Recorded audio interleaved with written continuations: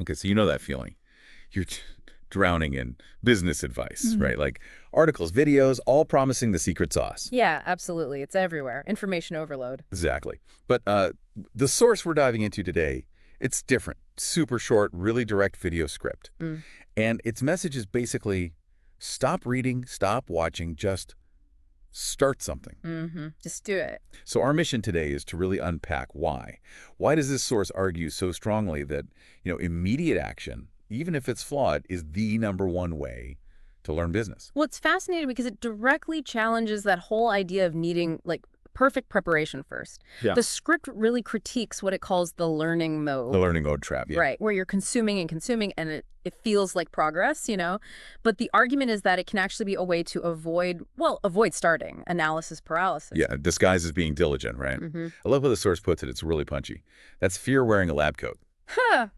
That's a great line. isn't it? Like we're pretending to be scientific and careful, endlessly planning the experiment. Instead of actually getting your hands dirty in the lab, Right. this source says, look, business isn't some abstract problem you solve purely in your head. So what is it then, according to this view? Fundamentally, it boils down to solving a problem for someone, offering that solution, getting feedback, adjusting, repeating. It's a cycle. And you can't really learn that cycle just by reading about it, can you? Precisely. You need the feedback loop. You need the interaction. Passive learning just doesn't give you that. Right.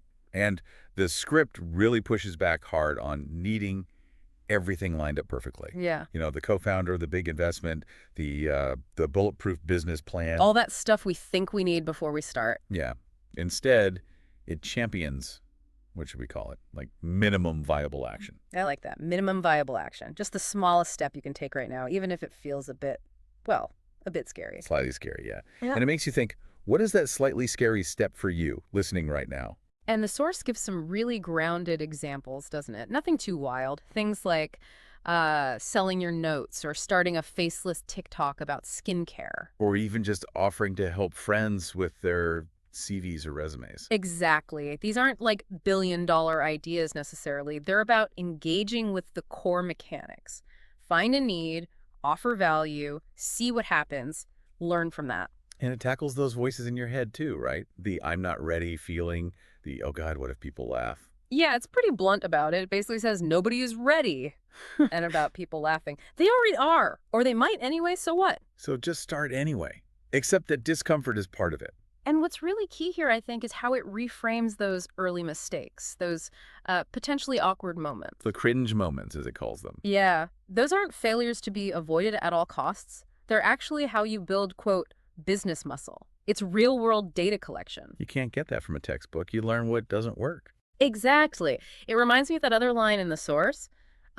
Business is built in public, with scars. Ooh, I like that. It's not this clean, sterile process. It's messy, visible. And involves making mistakes, getting those metaphorical stars. So the call to action is super direct. Just start something this week. Doesn't matter if it fails. Doesn't matter. The win isn't necessarily the outcome of that first tiny step. The win is taking the step. That's the attitude shift. Ah, okay. So it's about changing your mindset from passive observer to active participant. That's the real learning. That's the core idea. Taking action, however small, fundamentally changes how you approach things, how you learn. So the big takeaway, loud and clear, start study, especially at the beginning. Doing beats reading. Pretty much sums it up. You can read flight manuals forever, but you only learn to fly by, well, flying. Maybe crashing a bit first. Okay, good point. So that leaves a final thought for you, the listener. Thinking about this sources challenge. What's one small, maybe slightly intimidating, but realistic step you could actually take this week towards starting something, anything? And crucially, forget about success or failure for a moment. Just think, what might you learn from that experience just by doing it?